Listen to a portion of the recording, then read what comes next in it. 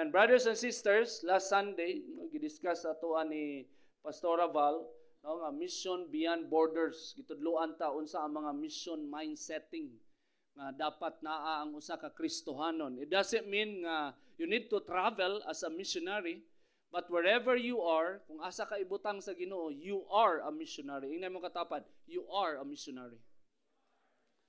Yes, you are a missionary. No, naay katuyuan ng Ginoo, gamiton ka sa Ginoo, igsoon na imong pamilya, imong mga relatives, higala nimo, makaila sila kaniya o Dios, igsoon og musimba sila sa Dios. No, so karon igsoon, mo proceed na ta sa tuang another series, and I entitled it Discipleship Empowerment. Discipleship Empowerment. Nahuman na ta sa mission empowerment.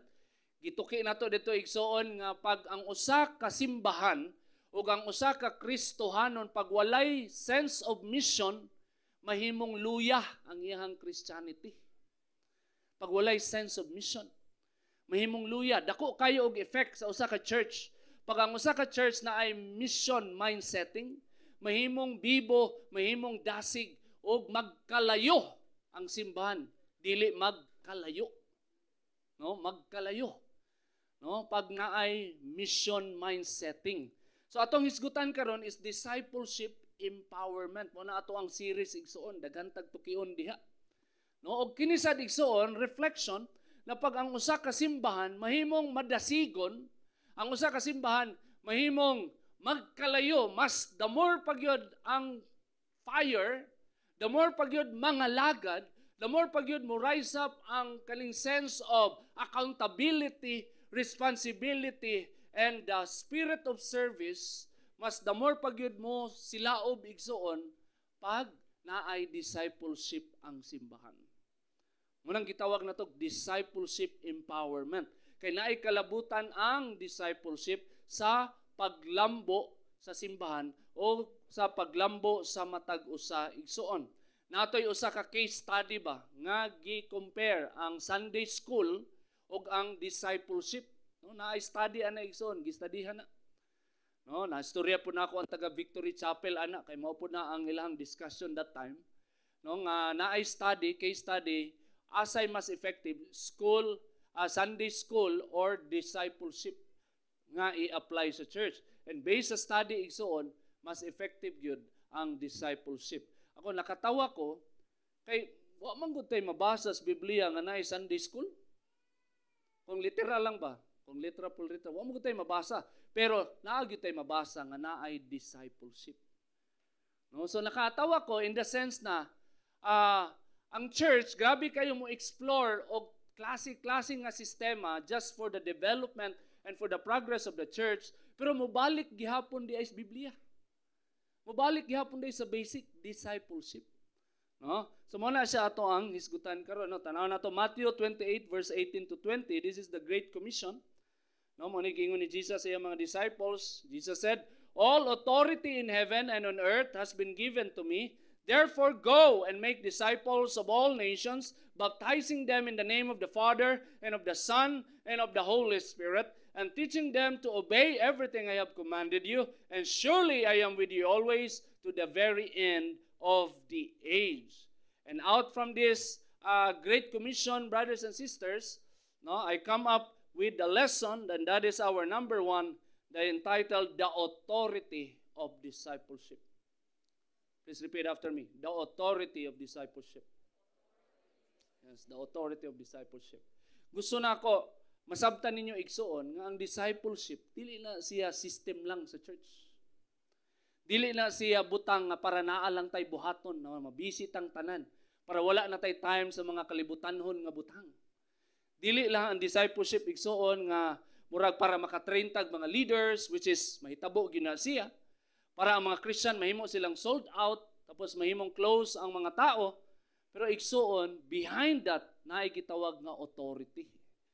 No mo natong hisgutan authority, the authority of discipleship. So I have three important principles of discipleship that I hope nga ato ang i-meditate all throughout this week. Nga pinagi ani mas ma-unlock pa gyud ang ato ang understanding og mas mamunga pa gyud ta igsoon, because I truly believe if you will become a very serious Christian, you should consider discipleship.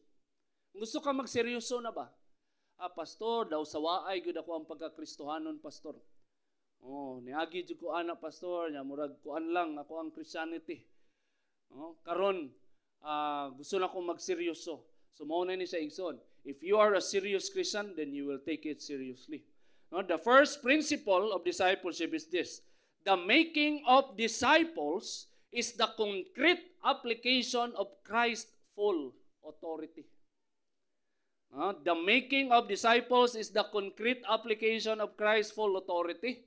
Mabasa na to sa Matthew 28 verse 18 to 19 igsoon.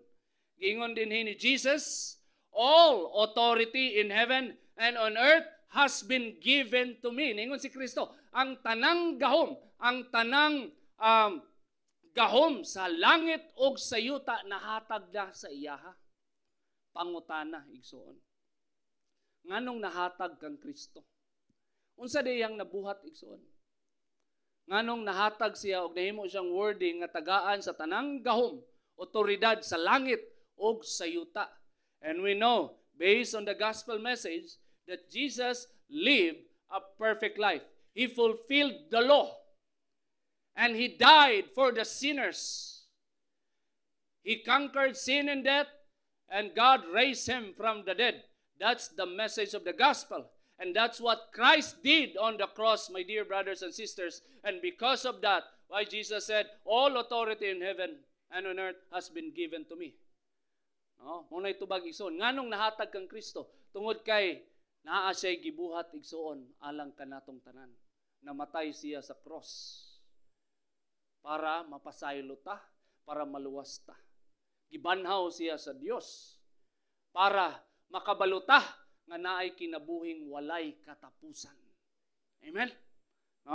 That is the gospel. So, brothers and sisters, ingon ni Jesus, all authority in heaven and on earth has been given to me. Therefore, go and make disciples of all nations. Connected na sila igsoon. Ang discipleship, wala siya gihatag sa Ginoo sa dihang hilaw pa. Wala siya gihatag sa Ginoo sa mga disipulo sa dihang wala pa siya namatay, sa dihang wala pa siya nabanhaw.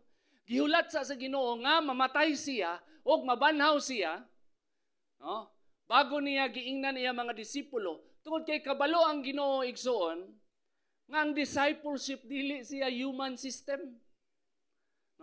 Dili siya butang nga kaya ra buhaton maski walay authority si Kristo. Naay connection ang authority ni Kristo ug ang discipleship. Pasabot igsoon nga ang discipleship mahimong imposible kung si Kristo wala siya'y gahom, wala siya'y authority nga nadawat gikan sa Amahan. Amen? Mulang ang discipleship dili siya sistema lang sa church. So ang gingon din ni igsoon, therefore go and make disciples of all nations. During that time, in the time of Jesus, unsa nga nation ang nagdominate sa kalibutan? The Roman Empire. Pwede ba nimo isipon sa diyang niingon si Kristo nga, okay, the all authority has been given to me in heaven and on earth. Therefore, go and make disciples of all nations. Di ba ka makuratan, anak? Kaya during that time, grabe ka persecuted ang mga Christians. Illegal ang Christianity sa mga Jew. And then, ang Roman Empire is pagan. And then, pagan nations all over the world, Christianity, maupay pagsugod ang gistorya ni Kristo, 11 ang mga disipulo. Gamay ra kayo, 120 during sa baptism sa Holy Spirit. Tapos, ang mandate is they are about to disciple people in different nations. Ungodly, pagan nations. Like people in the Amazon, nga mupatay, mukilaw og tao, mukaon og tao, idisipulo daw. Mga Muslim nations, Buddhist nations, i-disciple daw. So if you understand the context, my dear brothers and sisters, what Jesus said when He said, all authority in heaven and on earth is very, very connected, and it is very, very crucial for discipleship making. Imposible nga ma-disciple nato ang mga Muslim, ang mga Buddhist, ang mga Taoist, ang mga atheist, ang nation nga mga dili mudawat sa Christianity kung walay gahom si Kristo. Amen? Thoughts to keep. Christ's full authority is the license for discipleship making. The authority of Christ is our license. Amen? No? The authority of Christ is our license in discipleship making. Mao nang makadisipulo ta, mao nang makabag-o tag kinabuhi tungod kay naay gahom. Nahatag na kang Kristo. Second, Christ knew that making disciples of all nations is impossible without divine inspiration. Imposible. No? Kabalo si Kristo nga dili kaya sa tao nga idisipulo ang tibuok kalibutan igsoon. No? Kabalo siya ni ana. No, mao nang ang iyang gibuhat, ihasang gidaog ang kamatayon, ihasang gidaog ang sala, o ang gahom sa balang espiritu gihatag para mahimong posible. So dapat na divine inspiration. Kaya kung wala na divine inspiration, diha na mahabol ang simbahan. Pag walay divine inspiration, diha na mahabol ang mga missionary agencies. Pag walay divine inspiration, ang mga missionary agencies nga grabe kayo og budget ma-receive, manghatag na lang tsinelas. Di na mag-evangelize. Dili na mag-disciple of different tribes, tongues. No, na may mga kaila, igo lang mo adtog bukid, muhatag og tsinelas, mission accomplished na sila. Muadto og China, maglaag-laag lang.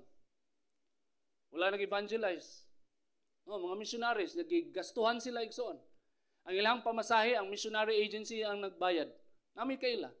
Muadto og China, wa sila nag-evangelize, wa sila nag-mission, pero mission ang ilang gidala, pero naglaag-laag lang dito sa China. Tinood na siya. Wasting of money. Ano man? Because there is no divine inspiration. Masabtan na ito ang divine inspiration pag basahon na ito balik ang Biblia o puyan na ito siya.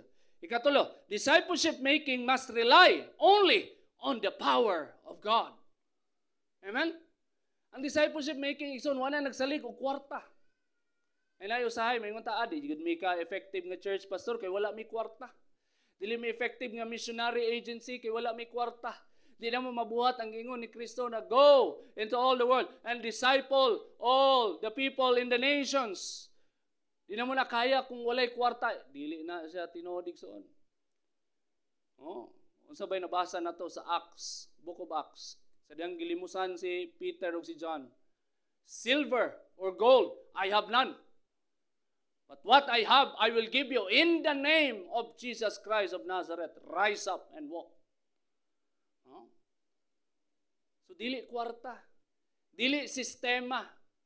Kuyaw kayo nga system mo'y will enable us, but only the power of God. Discipleship making must rely only on the power of God. Muna ningon si Kristo, all authority in heaven and on earth has been given to me. That is a very important statement. That is very important. Muna mingon sa imo na what you are doing right now, it will become effective because all authority has been given to Christ.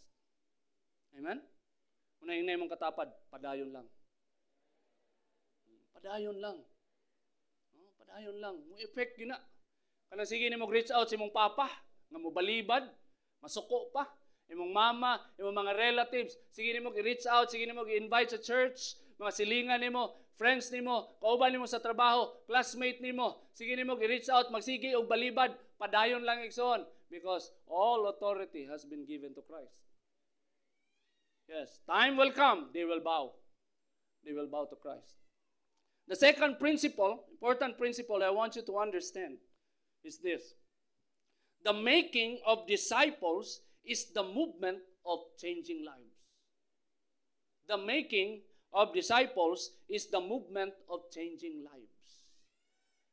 My dear brothers and sisters, naata sa ato ang generation karon na grabe kayo kasikat ang discipleship making.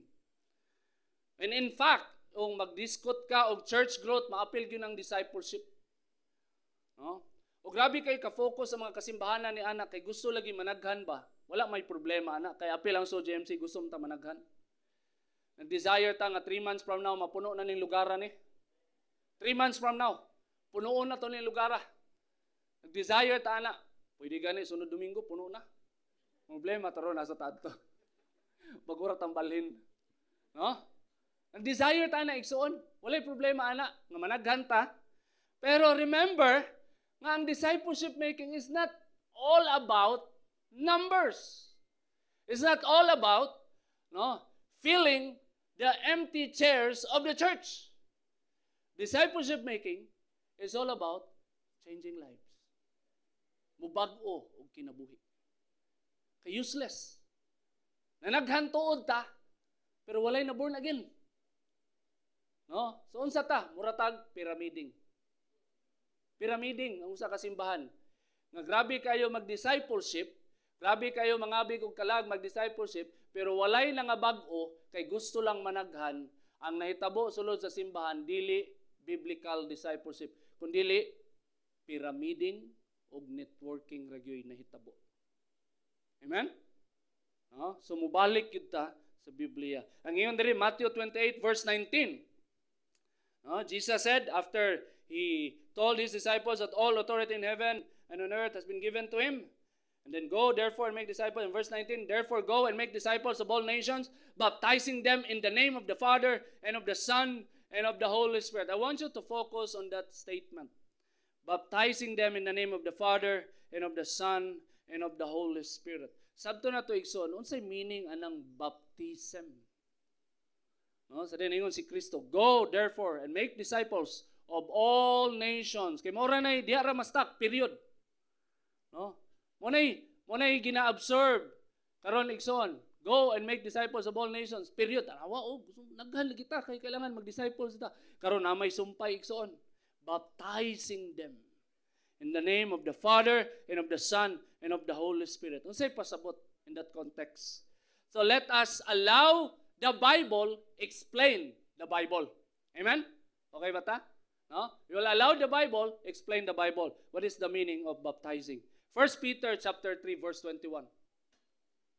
Apostle Peter said, and this water, he's talking about the water in the time of Noah, the flood. No, yang girelate sa baptism sa water. Ngayon siya, and this water symbolizes baptism that now saves you also, not the removal of dirt from the body, but the pledge of a clear conscience toward God. It saves you by the resurrection of Jesus Christ. Baptism of water, o kaning gikuman sa Ginoo, na after he said, all authority in heaven and earth has been given to me, go therefore and make disciples of all nations, and baptizing them in the name of the Father and of the Son and of the Holy Spirit. Ang pasabot sa Ginoo na igsoon, it is not the ritual per se. It is not the tradition. It is not the practice itself, but the meaning of baptism. According to Apostle Peter, no, it is not the removal of dirt from the body, but the pledge of a clear conscience toward God. That is the thing na ato ang mahatag igsoon when we disciple people. We let them experience the power of God. And we let them pledge before God with a clear conscience. What is that? A sincere faith that they believe that Christ died for their sins, and that they are sinners and they need Christ as their Savior, and that they believe that Christ rose from the dead. Right from there, from the beginning of Christianity, it must be clear. Amen? It must be clear that you believe that Christ died for your sins. That you are forgiven. That you are a sinner. Nobody is perfect. It's very clear from the very beginning that you have this pledge of clear conscience, that you believe that Christ is your Savior, that you believe that God raised Him from the dead, that you have this hope of eternal life in Christ Jesus. It must be a clear pledge of conscience towards God. So it saves you by the resurrection of Jesus Christ. So baptism of water has something to do with what Christ did on the cross and how God raised Him from the dead. Dili siya basa-basa lang sa tubig. Namura kaning typical traditional nga baptism sa water, gani kanang panahon sa Thanksgiving sa church. Tapos dito sa dagat mag-Thanksgiving. Tapos mingon dayon, pag magkaon, O, kinsa itong mga bago dire, o kinsa gusto magpabaptize. So, katong mga niadto lang para makikaon sa Thanksgiving, magpabaptize, kay nakakaon man. O, nakakaon man, yung litson. Kang kuha na dyan. No? Dili igsoon. Napatoy nagpabaptize unta sa amoa. Thanksgiving po to. Fellowship. Niyana ang papa. Nanihangyo sa mga nga magpabaptize sa tubig. Ano nga lang magpabaptize mga sa tubig? Kay gusto na ko i-surprise ba? Kay birthday gift na ko sa akong mga anak. Kay birthday mo niya, i-surprise na yung mga anak na magpabaptize sa tubig. Wa na mo gibaptismuhan. Tinuod lang. Gingnan na mo nga dili na mao ang baptism sa water. Wa kasabot. Kailangan pa i-explain sa iya. Nay nang hangyo sa mga nga magpabaptize siya kay i-surprise niya yung mga anak. That's not true. That's not biblical. According to the Bible, no? It is not the removal of dirt from the body but the pledge of a clear conscience toward God. Kailangan putli ang konsensya. Kailangan klaro sa imuha nga makasasala ka ug namatay si Kristo alang kanimo ug gibanhaw siya sa Dios. Now in Romans chapter 6 verse 4, ito pa yung tanawon in the context about baptism. Apostle Paul said, "For we died and were buried with Christ by baptism." We were buried with Christ by baptism. And just as Christ was raised from the dead by the glorious power of the Father, now we also may live new lives. So baptism is all about living a new life in Christ. It is not the removal of the dirt. It is not the making yourself wet. It is not just a ritual. It is not just a tradition of the church. No. Baptism is all about living a new life in Christ. No? And effective discipleship, biblical discipleship, you will let people engage in real baptism of water. Walang posible. Go, therefore, and make disciples of all nations. Why it is possible? Because those disciples, they will accept Christ as their Lord and Savior, and they will surrender their lives to Jesus Christ, and they will confess Christ publicly, and they will live a new life as a Christian. Thoughts to keep. Discipleship making is not just a system for church growth and development. Always remember that. Ang discipleship, dili siya sistema. Daghang mga simbahan naguba kay gi-applyan og discipleship. Kaya ang simbahan na sanay o tradisyonal nga simbahan. Unsa na tradisyonal nga simbahan? Kanang Sunday service lang ba moadto ang mga tao. Nga dili sila kaila. No, tapos musimba ka nga mag-praise and worship ka, nagunit ka sa imong iPhone. Ug imong pitaka kay mahadlok ka basig kawatan ka kay wa ka kaila sa imong katapad. Tanaw day imong katapad kaila ba ka? Okay. So na-effect ang discipleship. No? Traditional nga church. Musimba lang ang mga tao. Mo-apil og prayer meeting. Gamay ra pa jud kay nag-apil og prayer meeting, less than 10 ra. Traditional. And then gisulod ang discipleship, nasiak ang church, naguba ang church. Nialburoto ang mga members kay di sila ganahan mahago, mahasol, mahimo silang small group leader, di sila ganahan ana na sila i-maintain nga mga tao, di sila ganahan nga naa mag-build sila relationship sa matag usa. Di sila ganahan nga naay meeting up every week. Di sila ganahan mangabig og kalag every week. So naay mga kasimbahan na naguba tungod sa discipleship. Yes, that's true. But discipleship is not just a system for church growth and development. Next, discipleship making is the literal move of God inside the church. Kung nagapamuhat ang Ginoo sa simbahan, naani, nag-exist ni igsoon. Nahagi discipleship. Nadji mo rise up nga mga leaders. Nadji mo rise up nga mo matoto og mga membro.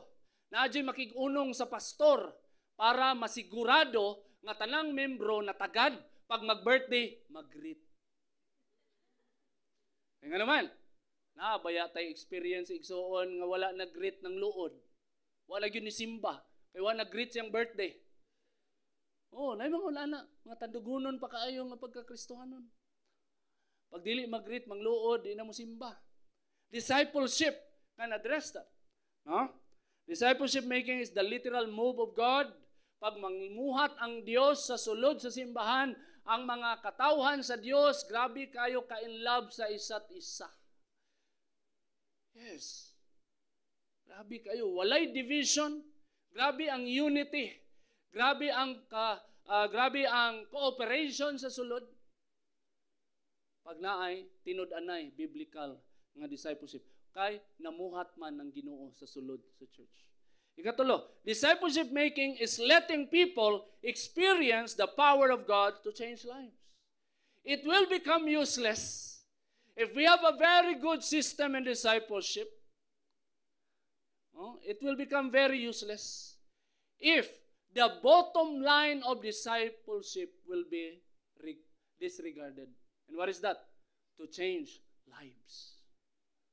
Useless tanan. Masing pagpila ka seminar ato ang buhaton ana igsoon.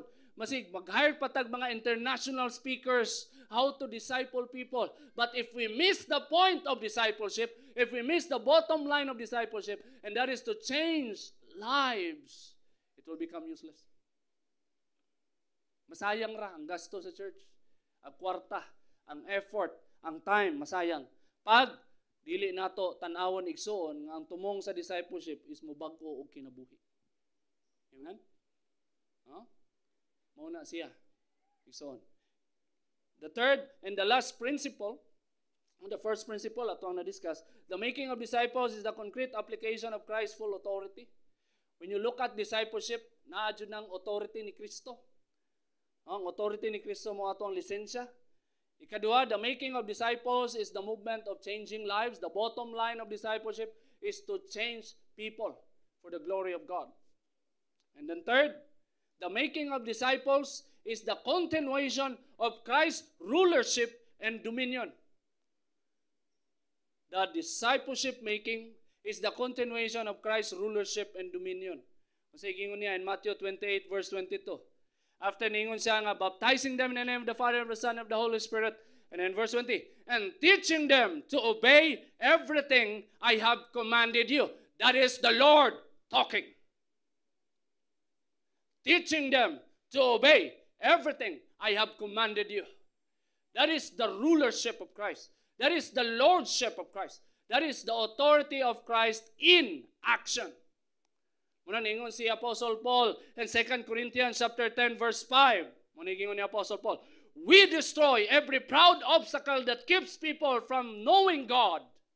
We destroy all those proud obstacles. We capture the rebellious thoughts and teach them to obey Christ. It is being recognized that human by nature is rebellious. Human by nature, we don't want leader over us. Amen? Human by nature, we want to lord ourselves. Gusto kita ang Lord sa tuang kaugalingon. Na pag natay desisyon sa tuang kinabuhi, kita ang magbuot. Watay pananghiran, mauna ang tao igsoon. That's our rebellious nature. In discipleship making, in the biblical discipleship, Christ wants to demolish that. Christ wants to defeat that. Christ wants to remove that rebellious nature. Mananingon si Apostle Paul, kuyaw kay pagkaingon, we destroy every proud obstacle that keeps people from knowing God. What is that proud obstacle? It's the pride of human spirit. Kanang dili magpa-disciple. Kanang dili magpa-under og leadership. Kanang Christianity nga daw sa waay bisag asa lang di masabtan. Ngayon dili, we capture the rebellious thoughts and teach them to obey Christ. It is parallel to the Matthew 28 verse 20 sa giingon ni Kristo na teaching them to obey everything I have commanded you. That is discipleship. Ang discipleship, igsoon, dili na siya sigilig kaon-kaon. No? Naiuban mag-discipleship sa sinihan. Uyaw kayo, social kayo. Nami kaila sa pastora, nasa kaila mag-discipleship siya sa McDonald's. McDonald's mag-disciple. Nawala bitaw ang disciple, namuiboy rasad. Dako, nakay ko gasto ato niya, tagaan pa na kong sinina. Tapos gastuhan pa na ko sa McDonald's. Pag human, himan-himan, sa diyang nakauyab, ni Biya ras Ginoo. Kalagot! Effort sa discipleship. You miss the point. If you think that discipleship is just fellowship, it's just eating, gathering, playing around, no! Discipleship, my dear brothers and sisters, is all about capturing the rebellious thoughts and teaching people to obey Christ. That's discipleship. Amen? In Philippians chapter 2, verse 9 to 11, Apostle Paul said, therefore, since Christ died for us, He died as an obedient servant. Therefore, God elevated Him to the place of highest honor and gave Him the name above all other names, that at the name of Jesus Christ every knee should bow in heaven and on earth and under the earth, and every tongue declare that Jesus Christ is Lord, to the glory of God the Father. It must be done inside discipleship. Christ must be the Lord of all. Everybody must be a disciple of Jesus Christ. No exemption. Amen? Everybody. It is a mandate. Teaching them to obey everything I have commanded you. Everybody should bow their knees. Everybody should confess that Jesus is Lord for the glory of God the Father. Thoughts to keep. Discipleship is the organized structure of Christ's rulership. Organized structure of Christ's rulership. Muna'y purpose sa discipleship. Nga ma-organize sa Ginoo ang iyang rulership, iyang lordship. Sa church, naay gibutang nga pastor. Pagkauman sa pastor, naay mga leaders, elders. And then under the leaders and elders, naay mga small group leaders. And then napad yung mga leaders. Gi-organize na siya igsoon just to implement Christ's rulership in the church. Amen? Second, if you confess Christ as Lord, then you must be a disciple.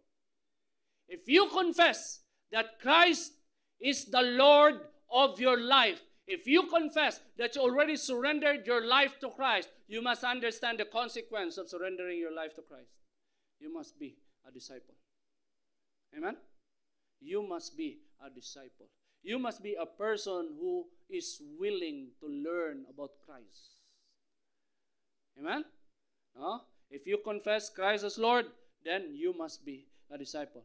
Third, if you are a disciple, you must submit and obey the rulership of Christ through the church. Amen? If you are a disciple of Jesus, you must submit and obey the rulership of Christ through the church. Amen? So understanding the biblical perspective of discipleship, ang tanang Kristohanon nga maluwas, sag-asa pa kag giluwas ka sa Ginoo, ang next nimong buhaton after nimo maluwas, mangita kag simbahan. Kung asa ka mo submit, kung asa ka mo obey, asa ka mo tuo, mo tuon, kung asa ka pabungahon sa Dios, asa ka i-shape imong character o gamiton ka sa Ginoo nga mas mamunga pagyud ka og mo extend ang dominion ni Kristo, ang iyang lordship pinaagi sa imong kinabuhi. Amen?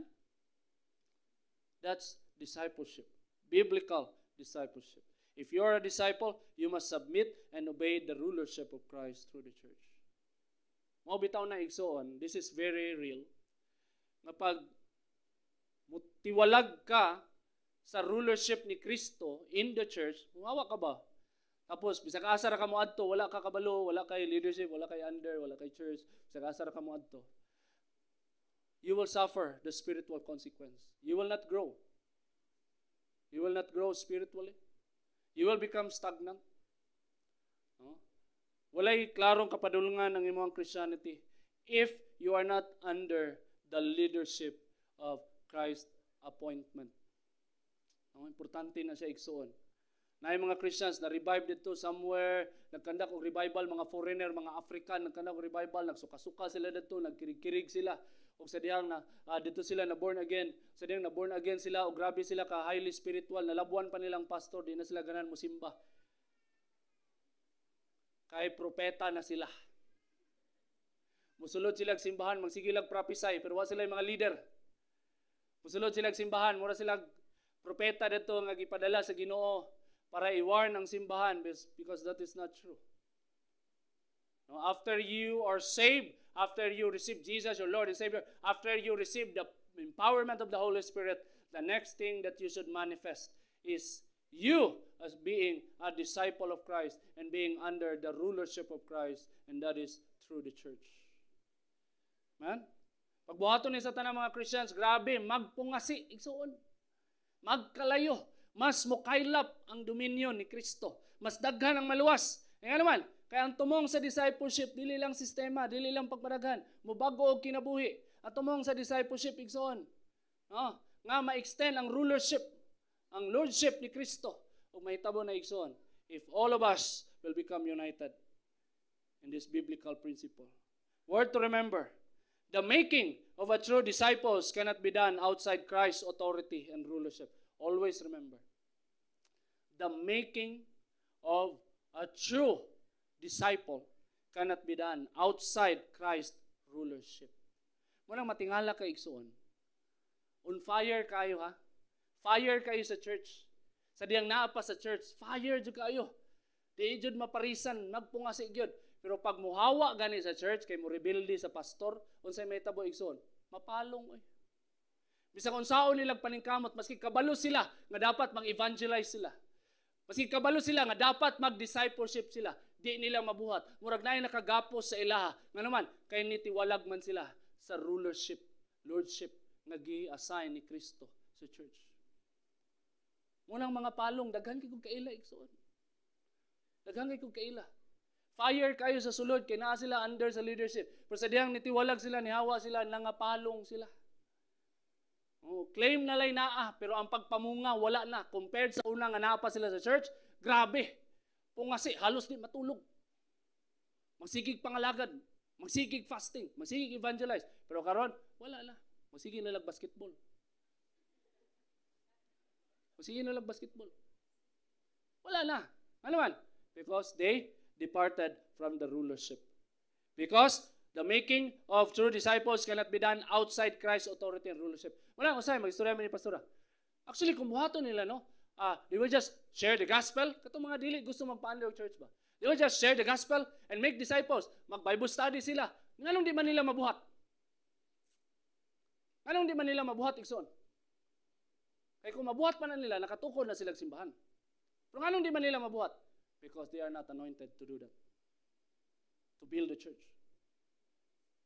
The appointment of God in their lives is to be being under leadership.